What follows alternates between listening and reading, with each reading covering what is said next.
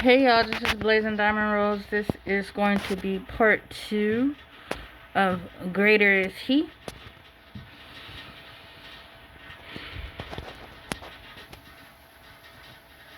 It should amaze me, but it doesn't amaze me. No, it shouldn't amaze me, but just the level, just the level, the bottomless level that these spiritual entities in high places, these wicked spiritual entities in high and low places, as it talks about in Ephesians 6, it's just the level that they stoop to go to. They don't go high. It's the level that they stoop to continually stoop to go to try to discombobulate us, to try to break us, break our spirit, right? From the inside out, from the outside in, with these just vile, sadistic schemes, right? These intrusive thoughts, these convoluted, delusional allowances. As I said, allowances of delusions that the Lord allows them to do, to mess with us. But it's like the mercy is knowing that they're allowances by God and that they're bullcrap, they're fake, they're all lies. They're all meant to refine us or destroy us. But when we know the truth and hold on to the truth, as I said yesterday, as we cling to the truth, our resistance, the strength of our resistance is greater. It's more withstanding with the Lord Almighty, knowing what His character is, what our character should be, the righteousness, the behavior. Our constant is Christ. Our constant is God the Father. Our constant is the Holy Spirit. Our constant is the living Word of God that is sharper than any double-edged sword, that separate even the soul and spirit, right? The bone and the marrow, discerning the thoughts and intentions, right? Of these things that come against us, of these things that try to manipulate our own desires, our own thoughts, right? Our own natural mind frame that we have, our own environment, right? Versus just these things that try to come into our fish bowl, our aquarium, and try to stir things up, or try to bang on the outside of the glass, messing with us, right?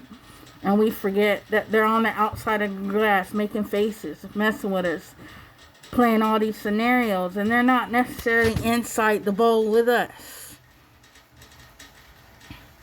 right? If they were inside the bowl with us, they'd be shaking and trembling. They'd be angry. They'd be hurt. They'd be suffering with us. Keep that in mind. They're not inside the bowl with you. Right? I'm going to read, well, not going to read the whole thing like I did yesterday, but I'm going to read from Colossians 3 again. But I wanted to make this point right quick before I go into that.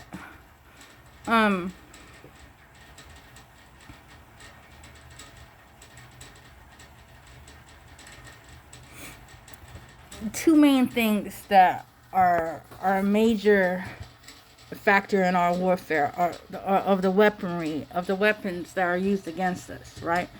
In these end times, is astral projection and deep fake dream projection, right? And penile, which is, the third eye, where Jacob was wrestling with the angel, and somehow, God allowed him to win, but the angel removed the socket out of his hip. He walked with a perpetual limp.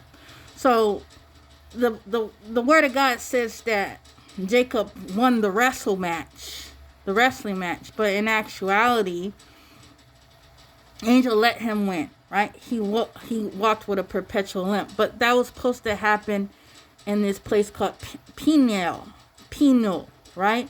Which in a also references the third eye, the window to the soul, the window to the mind, the window, the gateway to the cerebral. If you ever seen them Hindus, and they with the big red dot in their head, or the big eyeball, them cyclops looking things, them big eyeballs in the middle of their forehead, that's supposed to be what that represents, right? So when I'm talking about astral projection and deep fake dream projection and penile, third eye hacking, these things through occult forces and sorcery, and again through a certain level of allowances that God gives them, right? They're able to hack into our third eye or into a third realm and portray themselves as if they're us in the first person, right? They're able to like clone our voice and use our voice, or if you ever watched a movie, as if you're the one holding the camera everywhere, right? But yet you're not. But yet you're doing things that you wouldn't do, as it talks about in Romans 7. If you see yourself in your mind's eye, continually doing things that you hate, that are against you, that you're passionately against, then he came to the conclusion that it's not him in the spirit, it's something else. It's an enemy entity. It's a demon of sorts, right? It's a demonic entity, right? It's an enemy against his soul, trying to come against his soul, trying to trick him, a trickster, one of those succubus or incubus demons trying to play him. So they come at him from a different way. So they don't always just try to take you over as a host, because if they can't do that, they still trying to play you. They're still trying to suck you in to their black hole, to their realm. They're still trying to catch you and keep you in their net, right? So the only other way is to try to deceive you into thinking, psych you out, right? By playing you, right? Mimicking you in the spirit, but yet you still know them by their character, because they're not doing what you would do if you're in your righteous mind. If you're actualizing, acting, and conscious in your redeemed, righteous, saved mind, right? You wouldn't be doing the things that these demon beings, these demonic beings, these contrary beings, these shadow beings, they try to be in front of you, or like they're in your spot, but they're shadows, right? So they're doing things that you wouldn't do. So again, you immediately recognize them for what they are, for what they're doing that's against your soul, for what they're doing that's against God, for what they're doing that's against the soul and spirit and heart of someone else, especially someone else you love in your family. You'll be like, hold up. That may look like me, or that may look like so-and-so, or that may some, but they're doing things that we absolutely wouldn't do if we're in our righteous mind, right? Right? So again, we're talking about, so they gotta use these, it was just like astral projection. Somehow they do some meditation up in a corner somewhere, or smoke some herbs, right? Smoke something, or get high off some LSD or whatever, some chemicals, right? I don't know how they do it. I don't want to know how they do it. But they get help. Not only do they got drugs, they already got demonic entities and occult entities trying to help them enter the cerebral. Now again, the cerebral is the spirit world, but it's levels. So obviously, when you're in this astral projection cerebral state, you're not in heaven, right? You're in some lower state. You're still in the spirit world, though, right? It's still God's sovereignty, right? Absolute sovereignty over it, right? Whether it's the physical, material world, or it's the spiritual world, God is still sovereign over it, but he doesn't always express his sovereignty as obviously because he gives us, again, free will. And when we're sleeping, we're supposed to be resting, right? And it's the job of the angels that he's given charge over us to guard and protect our souls, to guide us, to lead us, right? To cover us, to be bodyguards, right? The angels that we're talking about that are loyal, that haven't decided to defect against them, just like the humans who decided not to defect against God. So their spirit, they're all conjured up in the spirit, and they will meet each other in the same playing field if they're seeking the Lord, if they're praising the Lord, if they're seeking to glorify, and they're gonna have the same mind state. They're gonna be able to link up. They're gonna be able to connect, right, and support each other. But around that same time as well, you got these demonic beings that are always kind of trying to challenge, provoke both the angels and the human spirits, and the human souls, right? For anarchy, for mutiny, right? To sway them by any way they can, right? So you got these things, these like these arrows, these missiles, these these like missiles in the mind, right? That are trying to play us on so many levels, right? But you may find yourself, your image or your mind projected, or yourself projected. But I wanted to get into this right quick, right? Before I get into my rest of the stuff, because like I said, there's a few things that I want you to consider, because God never leaves us helpless. God never leaves us without armor. God never leaves us without faith. If we're seeking him, if we're trusting him, he's always going to try to strengthen us. He's always going to try to encourage us.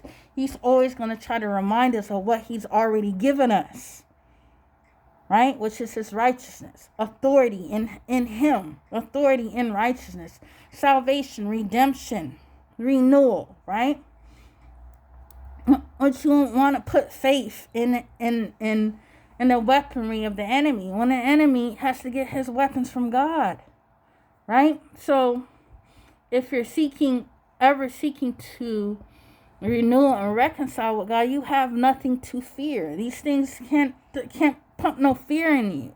Again, they can only aggravate you, right? So it's like what I was saying yesterday, my other video on these kamikaze attitude of these demonic spirits. When they realize they can't get you, they can't truly get you and win you over, then they don't care, because they know they're going out anyway. So all they can do is stay on your nerves, try to aggravate you, right? Constantly try to aggravate you and fire you up, hoping that you'll hurt yourself or hurt somebody by just mere aggravation, even though you know better, because that's all they can do. That's all left they can do, is just constantly trying to aggravate you and embitter you, reinforce the bitterness that they've already caused through trauma, right? That's all they can do, right? So if they can get you fired off by bitterness, by anger, by whatever, that's still like a win to them, even though it's not a win. You know what I'm saying? If that's all left that they have to do, they're happy to do that, right? So again, we have to recognize these things immediately for what they are, and not go damn near going to a stroke at the shock value that these things try to cause again, because you already know them for what they are. You already know them for their character, what they're trying to do, right?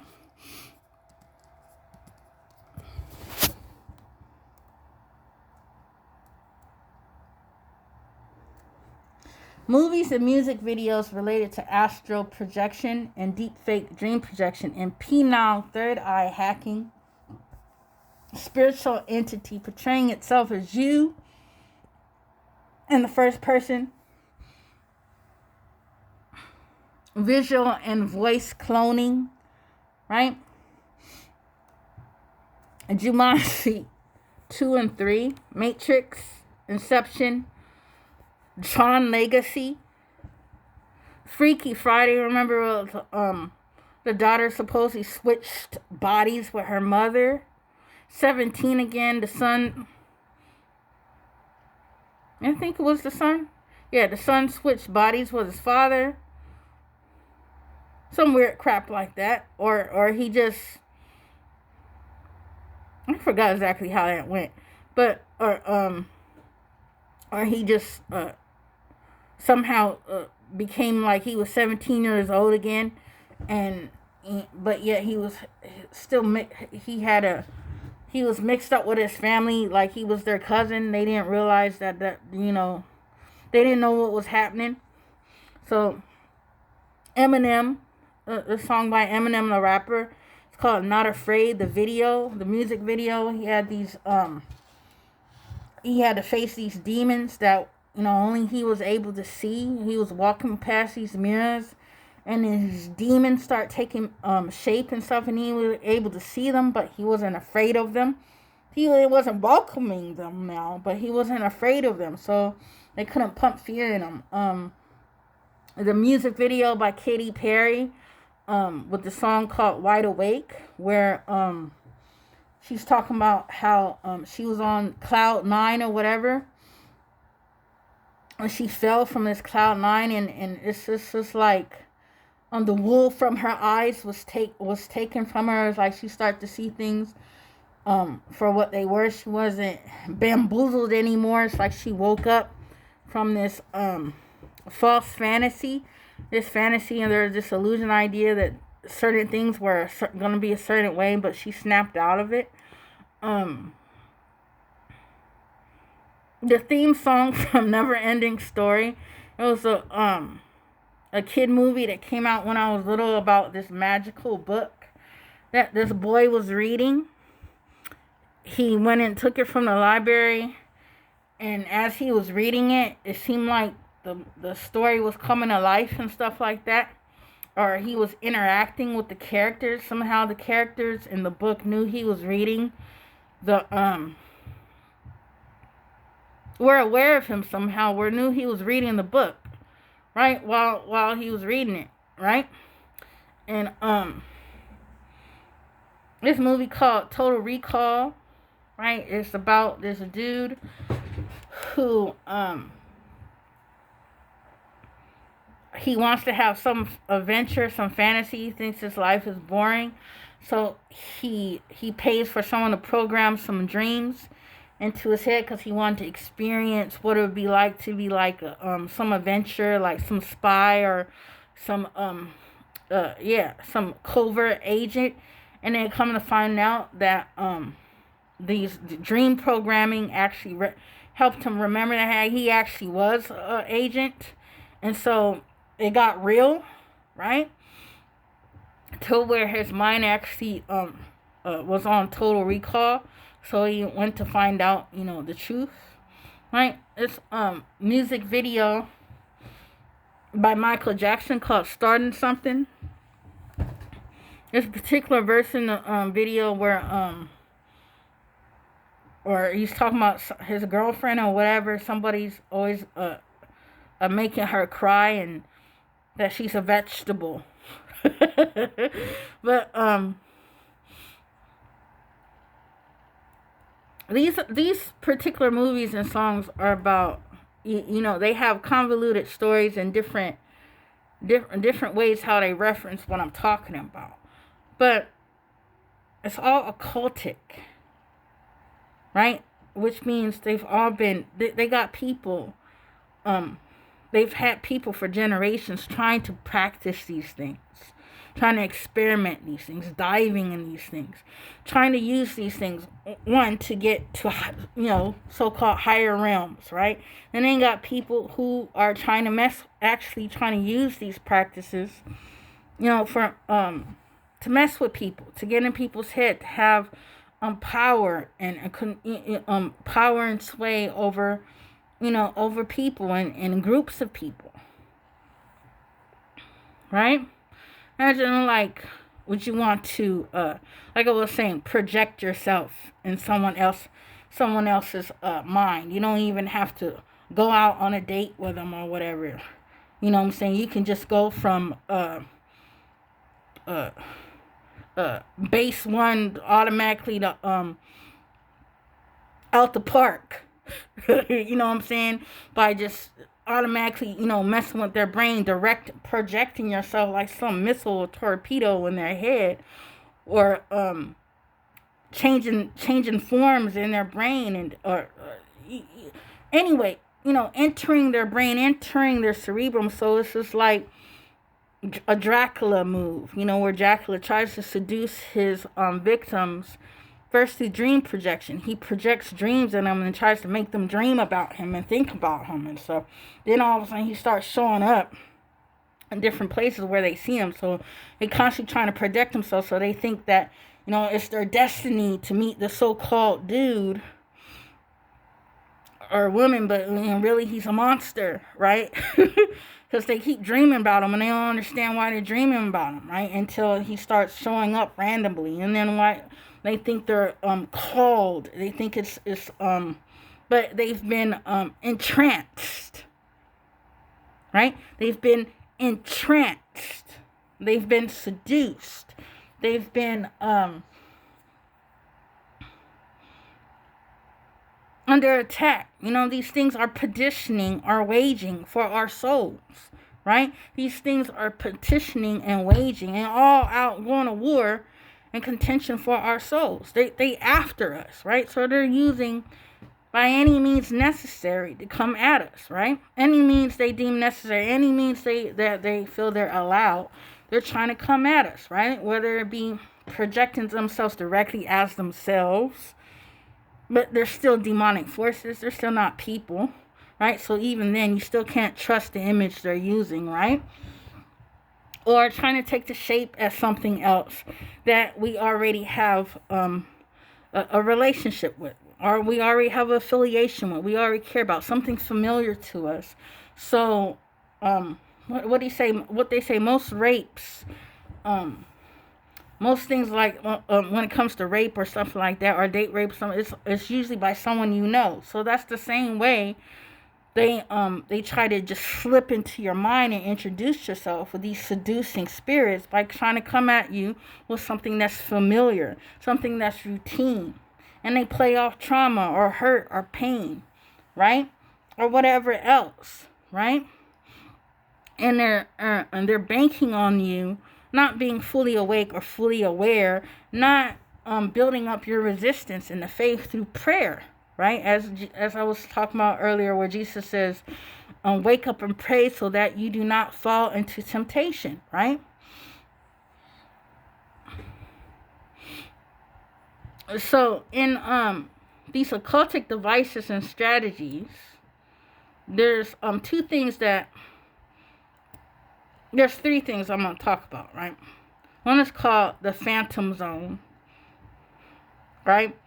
And the other is time pocket. And then the other is biblical. It's about a spirit of stupor. And it's caused and given by God, right? I'm gonna talk about these right quick. Then I'm going to go into the rest of my verses. Because I just want to just try to grip that junk right at the root, right? But in the phantom zone, you might have heard about this in Superman comic strips or whatever. A high-tech interdimensional metaphysical energy projectors. They entrap or withstand spirits to crystallize prisms. Like, if you ever seen I think it's the first Spider-Man with Christopher Reeves, or the Superman with the Man of Steel, whatever, where they had these rogue soldiers with General Zod or whatever. Anyway, they were supposed to be real militant, and Superman's father, Jor-El, put them on trial and had them sentenced to the phantom zone, where they were entrapped in this glass box or whatever, a cube. It looked real flat or whatever, right? But yet they were somehow trapped inside of it, and you couldn't hear them. all you could do was see them. They look like mimes, right? And so that thing is called like a phantom zone, right? And so in different comic strips or whatever, related to Superman or whatever, he himself gets caught up in this interdimensional like crystal where he can't speak, he can't act, he can't come out of it. He can't come out of it until he's released, right? But it's created, it's man-made, right? Or it's made by people, his people or whatever, right? It was made by his father, matter of fact. But my point is, it's a created thing. It wasn't something that's already natural in the universe, right? And then there's time pockets. If you've seen the latest Superman, they had where Lex Luthor had created some type of time pocket where he could entrap all the people that were against him, right? That were coming against him. And he trapped them in this invisible time pocket that seemed like a different realm, a different world, where it was just like a celebrity stars or cube type thing, where they had all these cubes, but they were a whole bunch of cells, right? They had different prisoners in each cell, right? But it was hidden right in the city. It was hidden right in the world, right? But couldn't nobody see it or get to it except Lex Luthor, right? And the people were trapped there through manipulating emotions, right? Trapping or restraining spirits within an interdimension through manipulating their emotions. So they was trapped there, or they was anchored there, right? Their spirits by some type of trauma, right? He had a cause, or there was some sort of severe trauma in their occurred in their life or in their mental. Think about that when these things try to mess with us mentally, with these intrusive thoughts and these dreams. They're trying to cause that. So they can trap you in some type of interdimension, in some type of get you catatonic somewhere, right? Where your body itself is stuck in some corner. You can't move, but your mind is somewhere else, right? It's gone in the ozone somewhere, right? And they're trying to cause that. They're trying to get you stuck. Think about that. They're trying to get you stuck, right? There's this documentary about brainwashing, right? I think it's with the Academy of Ideas, whatever. I watched it multiple times because it doesn't get old, because I got to constantly remind myself that this stuff is bullcrap. Their whole intention is to try to make you snap. So once you snap, right, then they feel like, oh, it's all they wrote, right? Then they can just take over and possess you and make you like Gumby, get you to do whatever they want you to do, right? So you have to have a healthy mind first, right? And then they purposely try to cause a mental and spiritual break within you, right? They need you to break first, right? And so in the documentary, right, they were saying how these Koreans during the World War II or whatever, and I think they said it was Koreans or Japanese or Chinese, one of them groups, right, during the war, right, they had got hold of some American soldiers, and they used these warfare torture tactics on them, purposely like Maslow's hierarchy, right?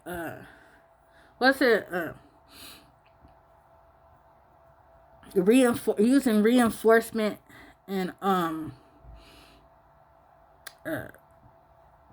positive reinforcement, and using negative things. Well, like they would reinforce some stuff with some positive. They get you to do something. They try to make it seem positive by giving you this and that reward. If they didn't want you to do something, they'd be real abusive and try to do this or that to you to realize that how bad and wrong that was, and they would do this the same tactic they use on dogs or whatever. But anyway, they would use it on these POWs. And miraculously, they was able to get the POWs to turn from loving America and be all patriotic and whatever to all of a sudden being patriotic toward their captors. You know, like Stockholm Syndrome. All of a sudden they praising their captors, praising the country that they've been taken captive in, right? Like kissing their feet and kissing their butt or whatever. They have all these wonderful good things to say, and it's not just something they're acting. It's something that they're believing and actually doing it, induced to do at the time, and now they're hating their own country. They have all this vehement stuff to say about their own country, their own people, right? And so the Americans had to figure out how that happened, how that was possible when they managed to negotiate and get them back, right? Because it took a lot for them to break them from that conditioning, that mentality, break them back and put them back and get them back to normal, how they were, right? So anyway, right? These, it says these time pockets, right? Think about like purgatory, some so-called purgatory, or what was talking about earlier, Jumanji or Limbo or whatever, what it talks about in Inception, right? Or being a vegetable and crap, right? Seem like your body is just living on a machine, and they just ready to pull the plug on you because they don't know when you're going to revive, right? Because your mind is somewhere. Your mind is elsewhere, right? Your mind has experienced such trauma somewhere. It went to some other dimension, right? But in reality, in the physical world, all they see is you sleep in a coma, stuck on this machine, right? Where it seems like the machine is the only thing keeping your brain alive, or keeping your body alive, right? Well, think about that thing again when these things trying to mess with us, right? Trying to go so hard, so vicious, so vehemently with their scenarios, right? That's how serious it is. That's how serious it is for them. That's how badly they're waging for our souls. They've already given up theirs, right? They've already given up. They've already traded theirs, right? Listen, John 3:18, those who deny Christ are already condemned, right? What's it say in Deuteronomy 13:5? Whoever tries to counsel you or seduce you or entice you away from the righteousness of God, tries to get you to turn away from it, don't matter who the hell they are, right? Whoever that is who consistently tries to do it, they said they're worthy of death. That matter of fact, they should be killed. So the only thing that's stopping them from being killed is the sacrifice and resurrection of Christ, right? And that their judgment is not going to be fully done until Jesus comes back and judges everybody, right? The only thing that's holding them from that eye for eye, tooth for tooth thing, right, is what Jesus did with turning the other cheek, right? So we would still be in that mentality. So what are they trying to do? They're trying to get around that by going for the mind directly, going for the soul directly, trying to get you stuck somewhere in some made-up world, some made-up illusion, some delusion, and trap you and imprison you there, right? So that's that time pocket. You don't want to get stuck in somebody's pocket. God dang it. But, what's it called? Liminal space. But I want to skip over to this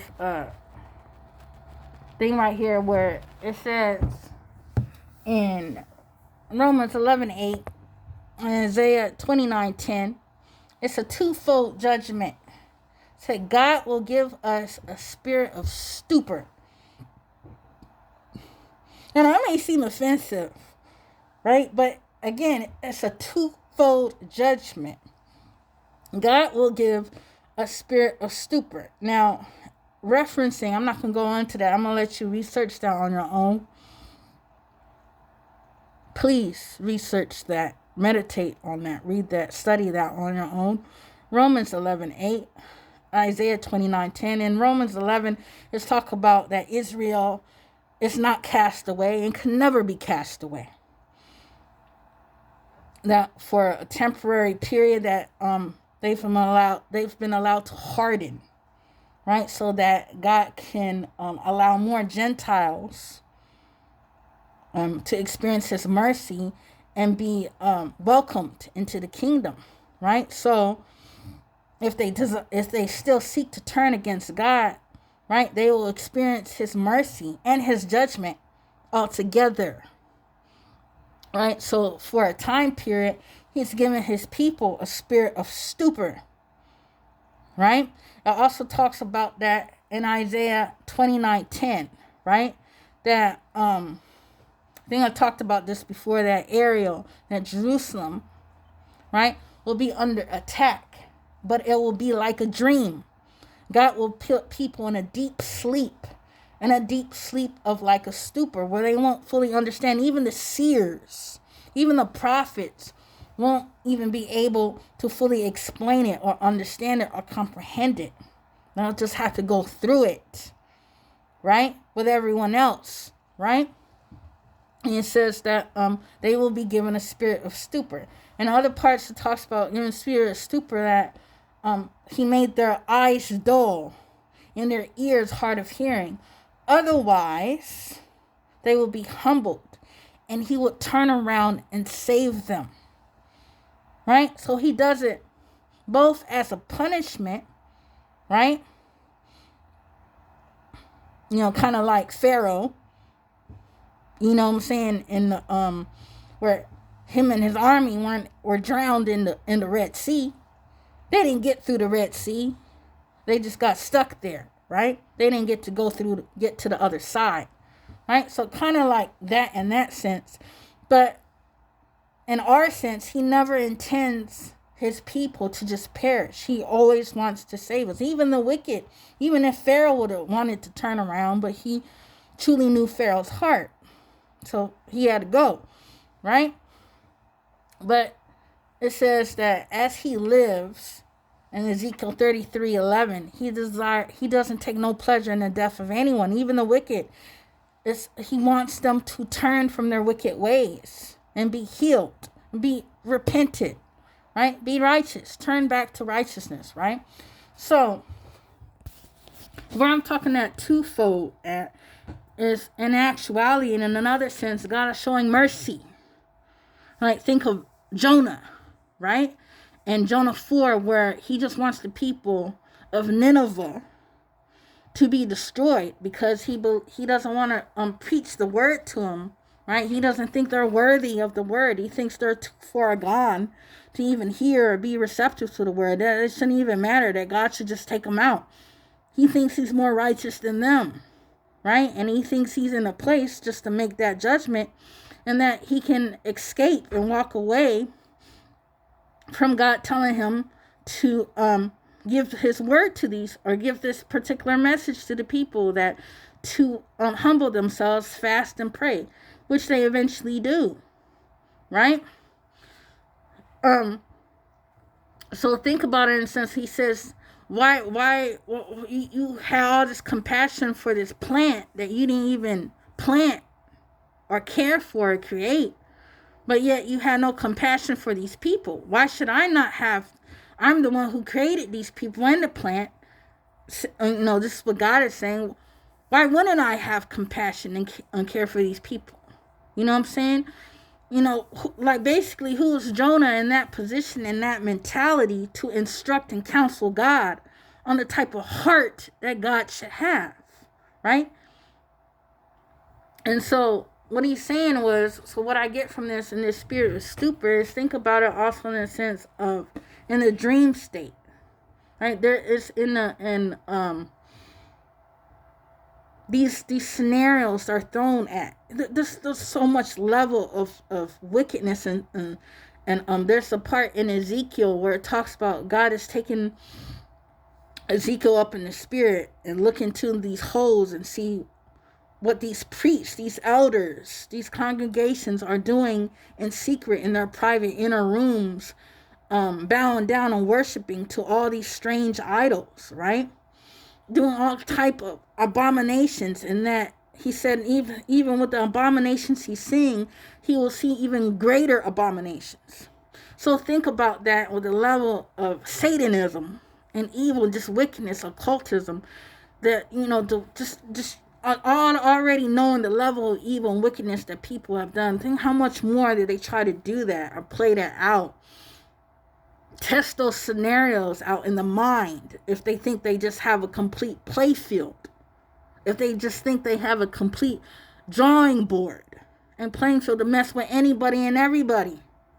Right? So God will give them a spirit of stupor, not just as a punishment, but also for those who don't know better, those who are too young, those who are too naive, those who have been too traumatized and hurt.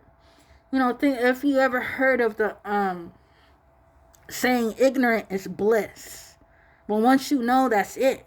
Once you know, you're accountable for it, right? Once you know, you have to answer to it, to God, to man, to court, to God, right? Answering to man, to corrupted, fallen man, is one thing. Answering to God is a whole nother. But God is not like man. Man will show mercy or kindness at his discretion, at his whim. Right? And it's a corrupt system. Regardless, God can never be corrupt. God can never mutate into something else. Like what I said before, God is righteousness. That's just who he is. He can't be anything but that. Right? God is mercy. God is love. Right? So he can't be anything but that. Right? So his mercy triumphs over his judgment at his discretion by what he knows about each and every one of us individually and collectively. Right? But what he knows and understands and cares about each one of us individually and collectively, especially if they're children, right? Especially if they're elders, especially if he knows that they've been hurt and wounded in the soul, in the heart, in the mind. That's his sovereignty, again, over his creation, over his people. That's his protection. That's his hedge. That's his oath. That's his promise. That's himself. Right? And he's not letting that go. He's not giving that to another. He's not giving that glory to another. That's his. Right? So,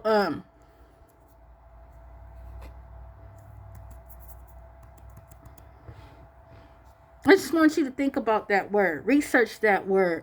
Stupor. Yeah, treat it like a pun.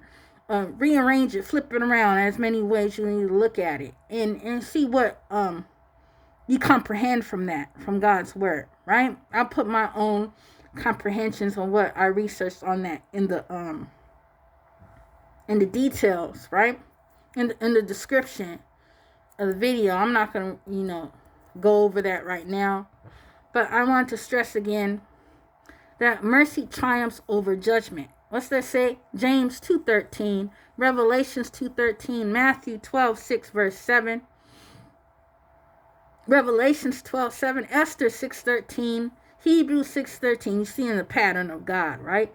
Genesis 6:13, Isaiah 6:13, Revelation 6:13, Ephesians 6:13. When I'm talking about the full armor of God, when you want to put something on, Satan can't be up under that with you. When you put on the full armor of God, Satan and his demonic beings can't be up under that with you. They're not with that. They're not in that with you. They're not part of that armor. They're not that breastplate. They're not that helmet. They're not that sword of the Spirit. They're not that sash, that belt. Right? They're not that shield of faith that you lift up above all everything else. Satan and demons, whatever, and the unfaithful are not in that. That's not that they can't be armor. They can't protect nothing. They can't shield anything. They need to put us on. Right? They need to put us on as their mascots, as their uniform, as their aprons, right? As their smocks, as their scrubs or whatever. As their hats and their beanies, as their shoes, right? But again, you will know them by the character, by how they act, what they portray, what they do. So they could try to put us on, but if they don't act, just like if we don't act like we're supposed to, you'll just know us by our character. But God will even know even more. He will know the true heart, right? So if you've been traumatized, if you've been wildered, if you've been zombied out, only God will truly know whether you're worthy of mercy, right? Which again is why it's important to pray and seek the Lord for guidance in any and every circumstance, right? Because God will help you know. God will help you recognize. God will help you discern that these things aren't up there with you. These demonic things aren't in the same spot with you. They're trying to take you over, trying to psych you out of your position, trying to get you to move so they can be there, right? Or they're trying to get you to forget who you are so they can put on a new title, put on a new face, put on a new mentality, put on a new voice, put on a new attitude, right?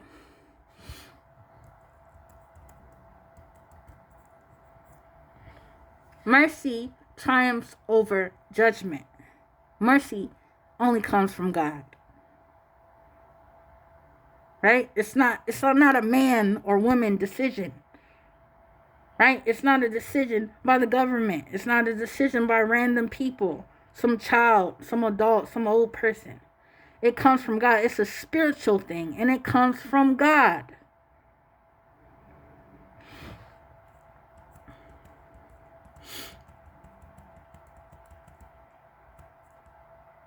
Right?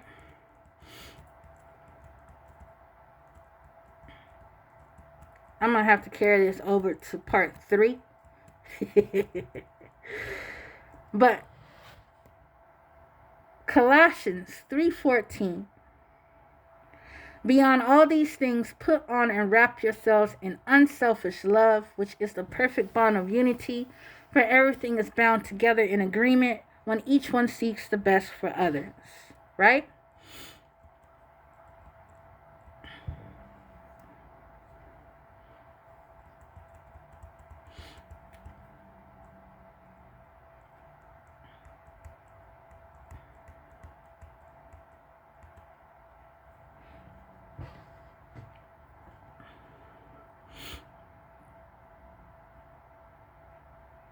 Now, in 2 Corinthians 3, verse 18, it says, "But we all with unveiled face, beholding as in a mirror the glory of the Lord, are being transformed into the same image from glory to glory, just as by the Spirit of the Lord."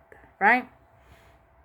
Now, that supports, that reinforces what it says in 1 Corinthians 3, 12 to 13.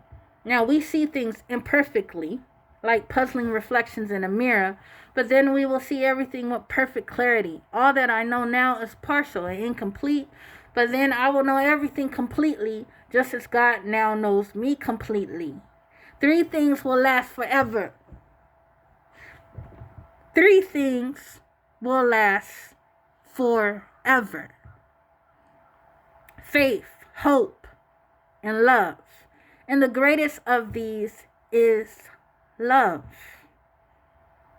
Love surpasses knowledge. Love surpasses understanding. And you'll see how that relates to the peace that surpasses all understanding will guard your hearts in Jesus Christ, which is in Philippians 4:7. Right? So it piggybacks. It reinforces the same verse,